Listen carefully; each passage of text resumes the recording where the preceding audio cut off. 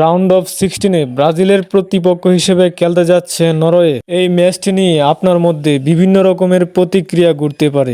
প্রথমত, ব্রাজিল জাপানের বিপক্ষে যেই ধরনের জয়টা পেয়েছে তারপরে আত্মবিশ্বাসটা একটু না বেশ খানিকটা বেড়েছে।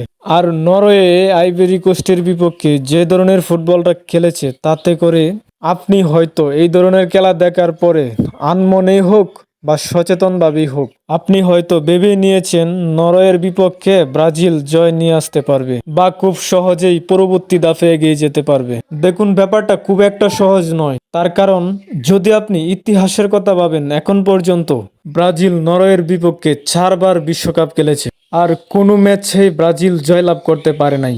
আর সেই 4টা ম্যাচের মধ্যে নরওয়ে 2টা ম্যাচ জিতেছে এবং 2টা ড্র হয়েছে। সুতরাং ব্রাজিল নরওয়ের সাথে কখনোই জয়লাভ করতে পারে নাই। তার মানে 2026 বিশ্বকাপে ব্রাজিলকে নরওয়ের বিপক্ষে ইতিহাস ব্রেক করতে হবে। যেটা বিগত দিনে হয় নাই, সেটা এবারের বিশ্বকাপে করে দেখাতে হবে।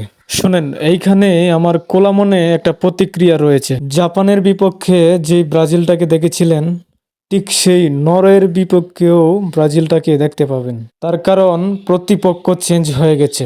একজন ব্রাজিলিয়ান ফ্যান হিসেবে আপনার মনে এটা গেঁথে যাওয়া স্বাভাবিক। হুট করে দেখবেন আপনার আশেপাশে কিছু নরওয়ের সাপোর্টার বেরিয়ে যেতে পারে। তবে তারা বলতেই পারে নরওয়ের কিন্তু একজন আর্লিং হ্যালান্ড আছে। আপনিও একদম টাস করে মুখের উপরে বলে দিবেন ইংলিশ প্রিমিয়ার লিগে নরওয়ের সেই আর্লিং হ্যালান্ডকে টেকিয়ে দেওয়ার মতো একজন গিবডিয়াল ম্যাকালেন্স আছে। আবার যদি কেউ বলে একজন মার্টিন ওডিগার্ড তো আছে, তাকে তোমরা কিভাবে টেকাবে? তখন বলবেন তাকে ট্যাকেল দেওয়ার মতো আমাদের একজন ক্যাসেমেরো আছে। তর্ক হোক বিতর্ক হোক, হঠাৎ করে নরওয়ের সমর্থক বেড়ে গেলে এতে দুঃখ পাওয়ার কিছু নেই। এটাই হচ্ছে ফুটবলের সৌন্দর্য। তারা যদি কোনো যুক্তি তর্ক করে, তবে আপনার যুক্তিটাও থাকতে হবে গ্রহণযোগ্য। তবে এবার ব্রাজিলিয়ান ফ্যানদের মনে একটা প্রশ্ন জাগতে পারে, নেইমার খেলবে তো? দেখেন, এই বিশ্বকাপে নেইমার তখনই নামবে যখন কার্লো আনচেলত্তি মনে করবেন নেইমার ঠিক তখনই নামবে যখন দলের এমন একটা সিচুয়েশন হবে নেইমারের আর কোনো বিকল্প নেই। ঠিক তখনই নেইমার মাঠে খেলবেন। নেইমারকে পুরোপুরি মাঠে রাখবে না। এটাই হচ্ছে কার্লো আনচেলত্তির মাস্টার প্ল্যান।